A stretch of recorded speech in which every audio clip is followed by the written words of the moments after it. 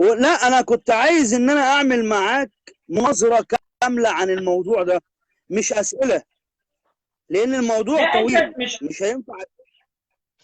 ايه هو الموضوع؟ ايه هو الموضوع؟ انا مش فاهم. موت النبي صلى الله عليه وسلم متاثر بالسم هقول ولا ايش بالضبط؟ لا لا، هو الموضوع في حديث في البخاري، وراوته خديجه، اتروى على لسان خديجه زوجة النبي.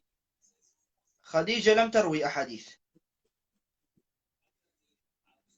القصه منقول عنها، الروايه منقوله عنها. بس خديجه لم تروي احاديث. ما ترويش السيده طيب خديجه رضي الله عنها لم تروي احاديث.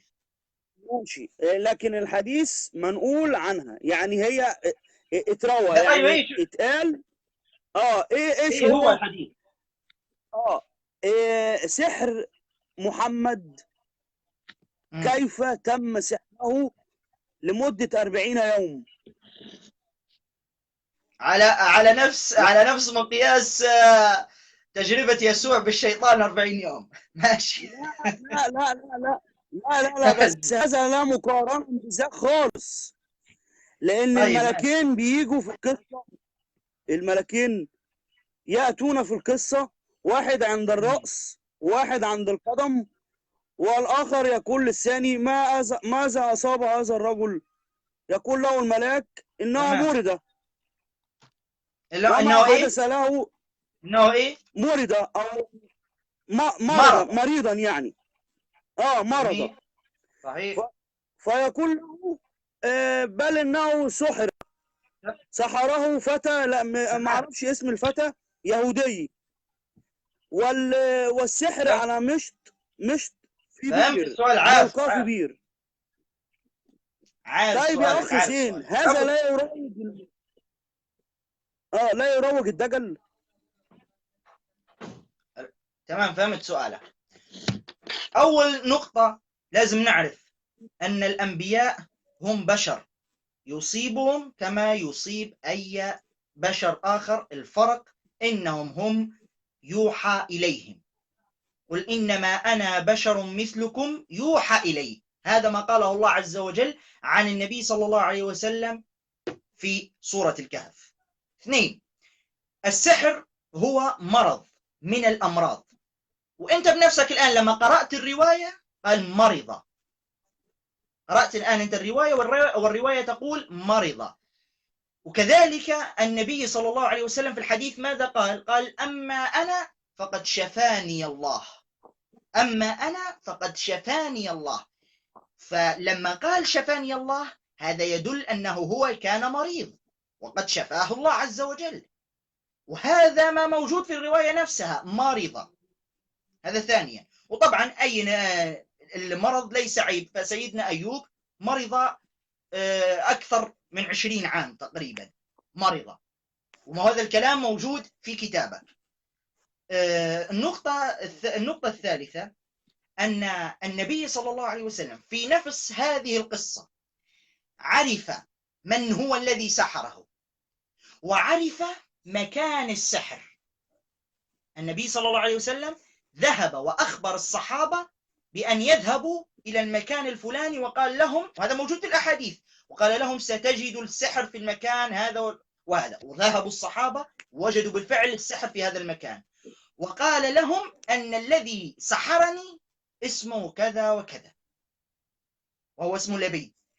طيب السؤال الآن، كيف عرف النبي صلى الله عليه وسلم اسم الذي سحره؟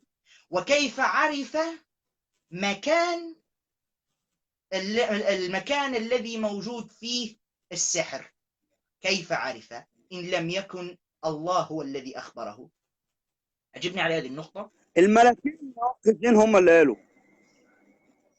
ما الملكين حديث دول منين؟ الملكين بينهم. هم الملكين دول طيب منين؟ ما هم من الله. هو يعني أنت نفسه اعترفت الآن إنه هو قعد رسول من 40 الله. يوم يا استاذ زين، هو قعد 40 يوم مسحور، ازاي الله يسيبه 40 يوم مسحور؟ طب ما هو 40 عندك يوم الشيطان. ما تمام تمام تمام. ما ما هو أنت انتصرش عندك اول يوم. يسوع. استنى بس بدون مقاطعة، استنى. ما أنت عندك يسوع تم تجربته 40 يوم. هو ترك نفسه ليه يسوع؟ لا ترك نفسه. لا هقول لك لا ليش ما ترك. تجربش 40 لحظه بس، يوم. لحظه خليني لا لا لا خليني اقول لك هذه مش النقطه. كتير. لحظه. انت اذا انت قلت ليش اتفضل. الله تركه 40 يوم، استنى بس. قلت ليش الله تركه 40 يوم؟ ما هو ترك نفسه 40 يوم يجرب، ما يتركش نبي من انبيائه. ما هو انت عندك ترك نفسه 40 يوم وهو ازاي؟ بيلف بيه 40 يوم، وبيقول له تعال لا اسجد لا لي، لا لا وبيقول لا له لا ارمي نفسك، وبيقول له مش عارف ايه. 40 يوم. لا لا لا لا لا خطأ هذا الكلام. ايه بعد اللي أن خط؟ صام 40 بعد أن صام المسيح 40 يوما وجاع أخيرا صعد مين اللي لكي جاع؟ يجرب مين من اللي جاع؟ الشيطان. السيد المسيح كم جاع يوم أخيرا. جربه الشيطان؟ كم يوم جربه الشيطان؟ كم استنى بس، كم يوم هو جربه هو الشيطان؟ يوم واحد. يوم واحد مش 40 يوم يوم. واحد. 40 يوم صام. يوم أيوه واحد. طب كم 40 يوم صام. لحظة، كم تجربة جربه؟ كم تجربة جربه الشيطان؟ ثلاثة وفي نفس اليوم. 3 تجربات. أنا أنتظر منك تعطيني دليل على هذا الكلام. 40 يوم جربه. أهو الدليل قدام مني أهو. طيب ماشي، أوكي. تجربة الجبل. حتى لو افترضنا يوم. طيب ليه نفس لا السؤال. نفس السؤال الذي طرحته نفس الشيء ينقلب عليك. أنت قلت ليش تركوا 40 يوم؟ طب ما هو ترك نفسه يوم كامل، على فرض انه هو يوم كامل تمت تجربته، ما هو ترك نفسه يوم كامل هو يجرب من سؤال لحظة بس. يا أخي ترك زين. نفسه. الشيطان لحظة عرف بس يعمل حاجة مع السيد المسيح؟ لحظة بس. لو افترضنا انه ماشي جربه حاضر. يوم، لو افترضنا انه جربه يوم واحد، ما هو ترك نفسه يوم كامل الشيطان يجربه. بعدين اين العيب، اين الغريب اذا كان الله عز وجل ترك شخص مريض 40 يوم؟ كم ترك الله عز وجل أيوب مريض؟ كم يوم ترك الله عز وجل أيوب مريض حسب كتابك؟ كم يوم كان مريض أيوب؟ سيدنا أيوب اتجرب من الشيطان بسماح من ربنا، قعد فترة كبيرة جربه كتير تمام. وسمع معاه. ليش تركوا سمع الفترة معاه هذه؟ ليش تركوا الفترة؟ علشان يثبت للشيطان إن سيدنا أيوب إنسان بار. لكن تمام، هنا كويس جدا. ذلك هذا الله عز وجل عملوا اختبار للنبي صلى الله عليه وسلم. يعني الله عز وجل ترك أيوب أكثر من لحظة. الله بحسب كتابك ترك أيوب سنين. أنت مش معترض على السنين اللي تركوا فيها وهو مريض، ومعترض على 40 يوم. يا سلام. وعلى فكرة بحسب الأحاديث، هنا في نقطة مهمة أخرى، بحسب الأحاديث أن النبي صلى الله عليه وسلم شفي بمجرد نزول المعوذتين. لما نزلت المعوذتين، صورتين اللي هي الفلق والناس، الله عز وجل شفى النبي صلى الله عليه وسلم بمجرد نزلت هذين الصورتين. أجبني الآن، لماذا شفي بعد نزول هذين الصورتين؟ وكيف عرف النبي صلى الله عليه وسلم اسم الذي سحره؟ وكيف عرف المكان الموجود فيه السحر؟ أجبني على هذه 3 أسئلة الآن. أنت على فكرة السحر ضدك مش معك، أنت حتوقع في الفخ الآن. جاوبني، يلا جاوبني على 3 أسئلة. هو لا يستطيع أن يعرف من الذي سحره، ولا يستطيع إيه؟ ما هذا الداء الذي أصابه. محمد نفسه لم يعلم ماذا أصابه، الملكان هم الذي أخبراه. صحيح. لكن هو لم يعرف. الملكان صحيح. طيب الملكان منين؟ الملكان هؤلاء من أين هؤلاء؟ ماشي. هنا قالوا الملكان من عند ربنا. هذان الملكان من عند ربنا يعني. من عند ربنا. الله أكبر. أيوة أنا ما قلتش حاجة. سؤال. الله عليك يا سيمون. أقول أشهد أن لا إله إلا الله وأن محمد رسول الله. يا سيمون حرام عليك يا سيمون، أنت قلت من ربنا الملكان. ماشي. سؤال. إزاي طفل غلام صبي يسحر نبي؟ إزاي؟ نيجي نقصة سيدنا موسى عندما رأى طفل. مين اللي قال لك إنه هو غلام؟ صبي غلام. الحديث بيقول كده، شوفوا الحديث. طيب مين اللي قال لك انه معنى غلام صغير؟ مين اللي قال لك انه الغلام معناها صغير؟ يعني ايه غلام؟ غلام يعني ايه؟ لا، غلام في اللغة العربية تطلق من الشخص الذي يبلغ إلى أن يشيب. تحب أعطيك المراجع العربية؟ طيب حأعطيك مثال آخر، حأعطيك مثال أقرب. النبي صلى الله عليه وسلم في رحلة المعراج، في الحديث الموجود في البخاري، في البخاري ماذا قال؟ لما النبي صلى الله عليه وسلم كان يسلم على الأنبياء في السماء، وصل إلى النبي موسى ماذا قال؟ قال: غلام صالح بعث بعدي. قال عن النبي صلى الله عليه وسلم غلام. موسى النبي في الحديث الموجود في البخاري في رحلة المعراج قال عن النبي صلى الله عليه وسلم غلام، والنبي صلى الله عليه وسلم كان عمره في ذلك الوقت يتجاوز 40 سنة. يعني كلمة غلام لا تطلق على الصغير دائما، هذا موجود في كل معاجم اللغة، في لسان العرب، في كل معجم. هل النبي صلى الله عليه وسلم كان طفل في رحلة المعراج لما قال له موسى غلام صالح؟ قال عنه غلام صالح؟ هل كان طفلا؟ بعدين يا سيدي لنفرض الطفل، ايه المشكلة؟ هو مش طفل لكن لنفرض، ايه المشكلة؟ ايه الاعتراض؟ بس انت على فكرة انتهت القصة لما قلت لي ان الملكان جاء من الله. يعني انت يعني الان انت تقول امام الجميع ان النبي صلى الله عليه وسلم يتواصل مع الله عن طريق الملكان، صح ولا لا بحسب كلامك؟ الملكين هم جم وعرفوه وهم اللي شافوه، ماشي، بحسب القصه، بحسب الحديث. تمام، بحسب الحديث منين؟ انت كل ده عايز تعرف الملكين دول منين، لكن احنا بنتكلم على بعد كده. ازاي يقول له السحر في بير على مشت؟ مش ده كده اللي الدجالين والمشعوذين بيعملوه؟ صح ولا غلط؟ ايه ازاي ملكين يقولوا السحر معمول على مشت وملقى في البير؟ ده مش ترويج للدجل والسحر والشعوذه؟ ايه يا ابني؟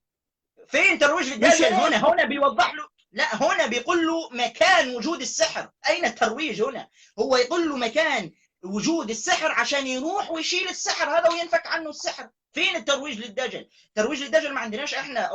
النبي صلى الله عليه وسلم في اكثر من حديث انه بذم الذين يذهبون للسحرة، وعندنا نحن الساحر كافر. اصلا نحن في الاسلام عندنا الساحر كافر، فكيف ترويج للدجل؟ هنا ما يروجوا هنا هم أخبروه أن هذا هو مكان السحر، عشان يرسل النبي صلى الله عليه وسلم واحد من الصحابة وياخذوا السحر هذا يشيلوه عشان ينفك عنه السحر. هم بيخبروه مكان السحر، بيخبروه. دلوقتي مش كده اي حد من اللي هم بيعملوا الاعمال او الاسحار مش بيقولوا للي هو عنده سحر او عنده عمل، بيقول له انت عندك سحر او معمول لك عمل في الحته الفلانيه، روح هاته. انت معمول لك سحر في الحته الفلانيه، او خد اعمل حجاب او كده. بتكتر كل الامور دي بسبب الحديث ده، صح ولا غلط؟ يا بني آدم هم بيخبروه بحقيقة، هم أخبروه. يعني لما أنا أقول لك أنت مثلا، لو فرضنا أنت أصابك سحر وأنا شخص أريد أن أشفيك بإذن الله، أقول لك يا سايمون روح للمكان الفلاني الموجود فيه السحر وشيل هذا الشيء من ذاك المكان عشان ينفك عنك السحر. هل أنا هكذا بروج للدجل؟ بروج للدجل هكذا عشان أنا خبرتك بحقيقة موجودة هناك عايز أنقذك. قل لي أنت هذا ترويج للدجل؟ ما فيش ترويج للدجل. ليه؟ لأنه الإسلام كفر الساحر. الإسلام اعتبر الساحر كافر ووضع عليه حد عقوبة. فين الترويج؟ هنا بيخبروا بحادثة معينة، أن اذهب للمكان الفلاني عشان شيل السحر، عشان ينفك عنك السحر. هم يعني انت خلاص معناته الملكان ما لا يقولوا له ان هناك موجود السحر ويبقى فيه السحر طول العمر. ليش؟ عشان ما نروجوش للدجل ويبقى فيك السحر طول العمر. هل هذا كلام منطقي يا سايمون؟ طيب خلاص، انا كده ايه، انا هوافقك في الموضوع ده. طبعا انت عارف قصه سيدنا موسى لما كان واقف قدام سحرة فرعون، رموا العصيان بتاعتهم وتحولت الى ثعابين، فرمى سيدنا موسى عصاه فتحولت الى ثعبان كبير واكل كل ايه ثعابين الصحراء. بعدين في نقطه مهمه. صحيح. تمام، اتفضل. في نقطه مهمه. عايز اتكلم فيها، ان بحسب روايات الانجيل ان الشيطان اتى بيسوع على اعلى الجبال، اتى به على جبل، ورأى وجعل يسوع يرى جميع ممالك الارض في لحظة من الزمان، يقول النص في الانجيل. السؤال في الان، انجيل لوقا. كيف جعل الشيطان يسوع يرى كل العالم في لحظة من الزمان؟ كيف هذا؟ الآن ليس معك سوى حل من الاثنين، إما أن تكون الأرض مسطحة بذلك يكون رآهم في لحظة واحدة ويكون هذا خطأ علمي، أو تقول إن الشيطان سحر يسوع فجعله يتخيل العالم كله أمامه. ما فيش حل ثالث. عندك حل ثالث؟ تفضل أعطينا الحل. ولا هذا ولا ذاك، لا هذا ولا ذاك. الحل الثالث ان في الوقت ده الممالك كانت صغيره، كانت قليله. الممالك بتاعه العالم كانت قليله، يعني ما كانش فيه دول ولا تقسيم للارض زي دلوقتي. الكلام ده من 2000 سنه، من 2000 سنه. بس السؤال الدول كيف عرفت؟ في نقطه هنا، انت حضرتك كنت عايش في ذلك الزمان فعرفت انه الدول كانت ما فيش دول، وكنت موجود معاهم، يعني كنت موجود مع يسوع والشيطان. الدول دي حديثه العهد، زي امريكا حديثه العهد. طب مش يعني هو كم دوله هي في العالم؟ كلهم حداثه العهد. انا بتكلم عن الممالك اللي كانت موجوده في الوقت ده. طب سؤال، انا لو الان رفعتك على جبل من جبال مصر مثلا، هل سترى مصر كلها في لحظة من الزمان؟ كلها، مصر كلها، هل سترى مصر بس واحدة، هل ستراها في لحظة من الزمان؟ مصر كلها لو وقفت مثلا أيوة فوق البرج بتاعنا، برج الجيزة، برج الجزيرة او الهرم، هشوف مصر كلها. مصر كلها، القاهرة، اسكندرية، الصعيد، كل هذا تراها في لحظة من الزمان كله، عشان انت طلعت على برج القاهرة ولا برج ايه قلت انت؟ يا سايمون حرام عليك يا سايمون. شوف مصر كلها، انت فاكر مصر ايه بالضبط؟ قرية؟ انت فاكر مصر قرية ولا ايه؟ لا مش هشوفهم. انا عشان عينيا مش هتجيب كل المساحة، لكن هيبقوا قدام مني، لكن مش هقدر. يا سايمون حرام عليك والله يا سايمون. ايه اللي حصل مع السيد المسيح؟ الشيطان رئيس هذا العالم. الشيطان رئيس هذا العالم، سيطر عليه فخلاه يشوف العالم كله في لحظة من الزمان.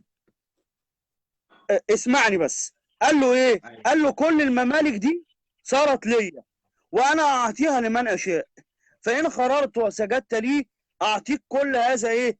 الملك. فعمل ايه الشيطان؟ الشيطان يستطيع ان هو يحرك الدول، ممكن يجيبها جنب بعض. سحر، هو ده السحر، هو ده السحر. لا هو ده السحر، شكرا، هو ده السحر، هو هذا السحر بالفعل. خلاص انتهت الحكايه.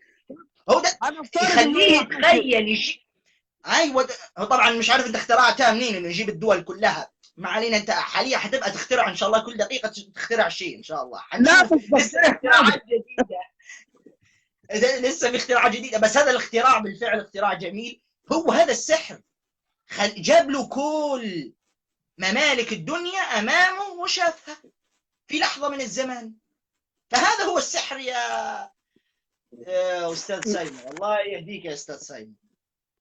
لا نفترض ان هو حصل كده، التجربه كانت من الشيطان، اما اللي حصل مع محمد ده كان واحد بشري هو اللي بيعمل كده. صح ولا يعني غلط؟ ايهما اقوى؟ يعني من البشر عادي، بس من البشر مش عادي، بس من الشيطان عادي. لا السيد المسيح قاوم ابليس وما سمعش كلامه في اي حاجه. هنا القوه بقى، قوه السيد المسيح، وهو كان يحاربه وهو بشر بصفه الناسوت. هو الاله كامن فيه، لكن في الوقت ده كان اللاهوت والكلام الفارغ. ازاي بقى يحصل مع نبي وهو خاتم الانبياء والمرسلين، احنا لا وكما شوف يقولون عليه، استنى انت يقولون الان الاسلام عليه ايه؟ احب خلق الله. استنى كيف يحدث استنى بس له هذا وهو احب خلق الله؟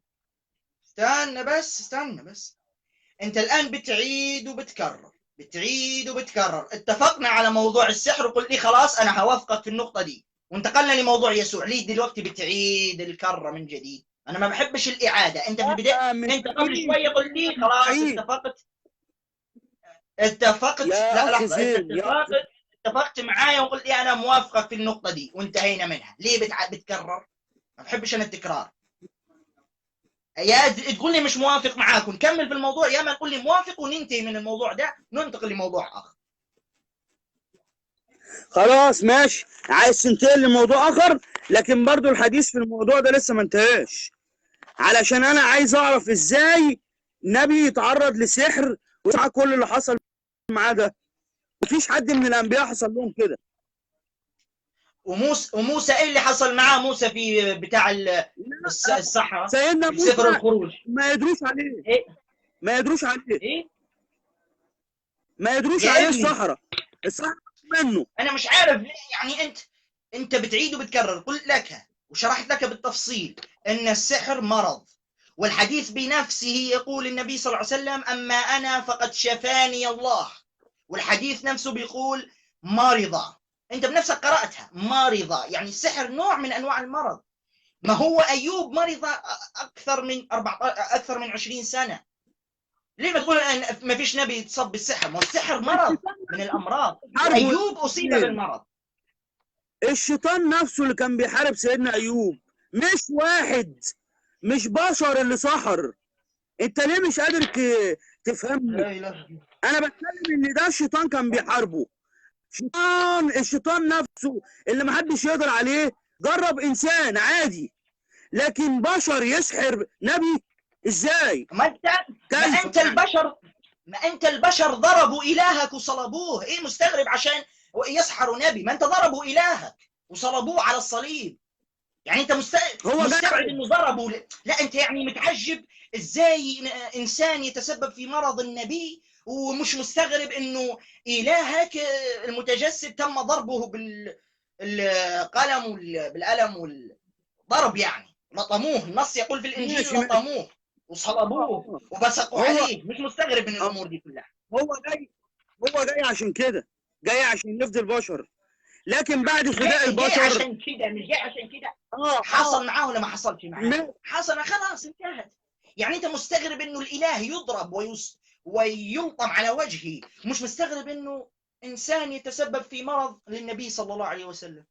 يا سلام، يعني حاجه غريبه جدا. يعني بعدين انت بتقول مش مستبعد انه الشيطان يسحر الانبياء، بس الانسان ما هو مين اللي وسوس لهذا الانسان وجعله يسحر النبي صلى الله عليه وسلم؟ هو الشيطان. لذلك نعود انه الموضوع يتعلق بالشيطان. زي ما الشيطان سحر موسى وسحر إلهك وباعترافك أنت وتسبب في مرض أيوب وفعل، وسوس للبيد من الأعصم جعله يتسبب في مرض للنبي صلى الله عليه وسلم. انتهت الحكاية بكل بساطة. مش محتاجة إلى بروفيسور هنقول ان خلاص الحكايه انتهت، الحكايه انتهت. في حاجه تاني بقى زياده بقى اكتر من كده.